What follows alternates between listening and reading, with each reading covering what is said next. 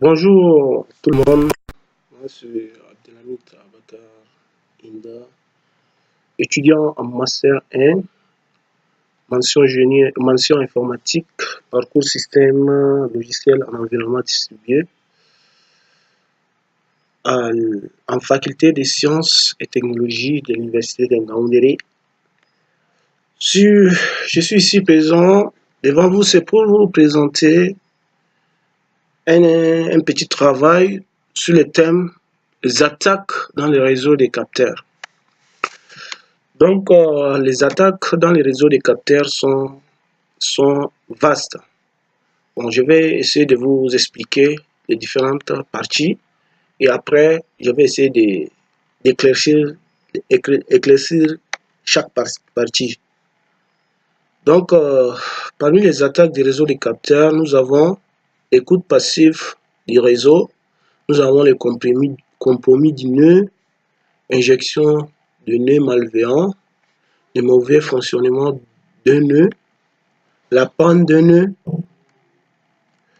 nous avons la corruption des messages, l'analyse du trafic, les boucles de routage, transmission sélective, et nous avons les trous noirs, nous avons aussi usurpation d'identité, et nous avons réplication du nœud, nous avons les trous de verre, les attaques par inondation avec les messages, nous avons les attaques des dénis des services par interférence et enfin nous avons la solution pour le réseau du capteur et je vais vous expliquer aussi les schémas et les schémas permettant de savoir quelles sont les différentes parties qui permettent d'attaquer les réseaux et quels sont les mécanismes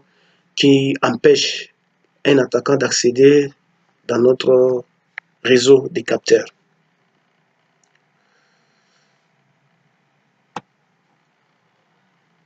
Et sans plus tarder, je vais essayer d'expliquer notre première partie qui est les attaques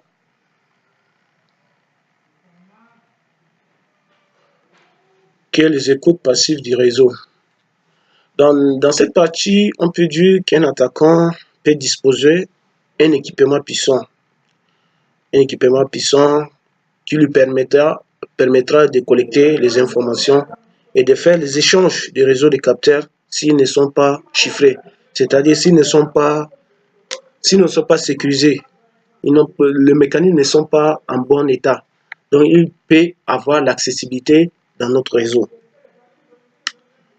Et pour les compromissions du nœud, en compromettant un nœud, un attaquant peut récupérer facilement les informations et programme de clés cryptographiques a démontré que la compromission d'un capteur de ce type Mica peut se faire en moins d'une minute.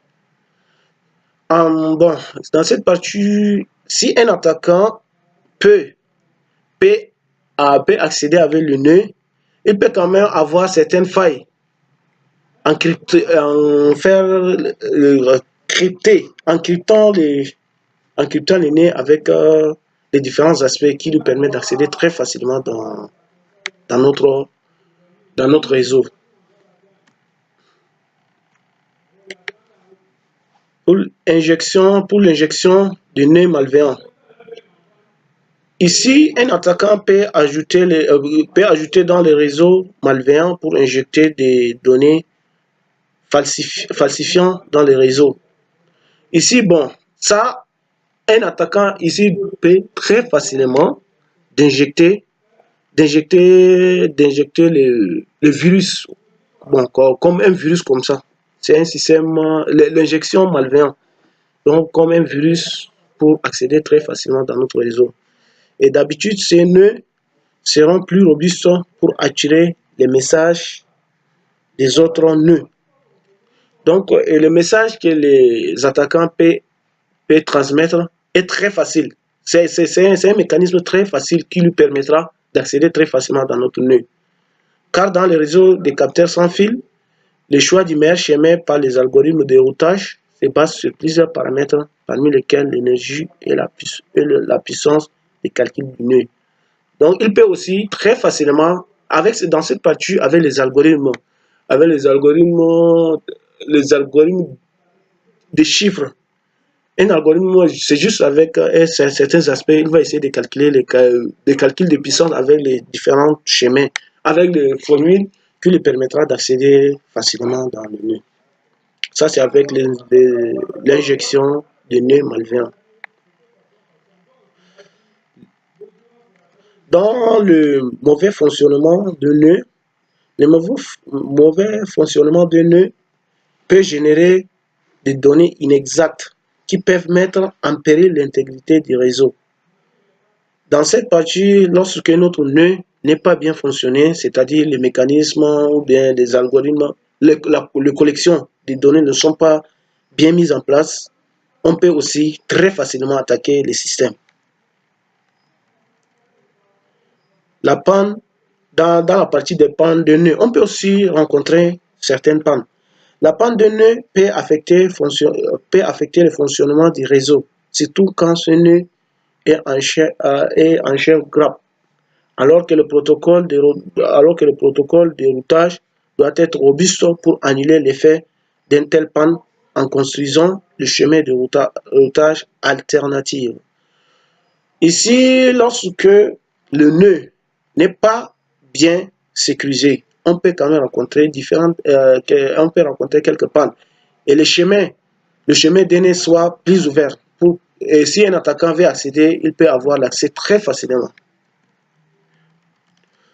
Et on peut aussi avoir la corruption du message. Quand le contenu d'un message est modifié par un attaquant, il compromet l'intégrité du message. Ici, un attaquant peut accéder très facilement dans notre réseau des capteurs et il peut aussi modifier son message lorsqu'il se connecte et qu'il a attaqué les réseaux.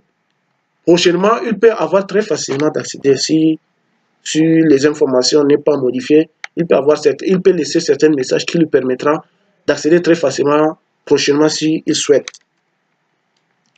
Et nous avons aussi l'analyse du trafic. Cette analyse peut se faire même si les messages sont chiffrés. En analysant ces modes de communication et les activités du nœud, l'attaquant peut déduire des informations sur l'organisation des réseaux, par exemple sur les chefs de grappe. Donc ici, avec l'analyse trafic, même si les messages ne sont pas chiffrés, cela n'empêche pas un attaquant d'accéder. Il peut analyser le mode de communication et attaquer très facilement notre réseau.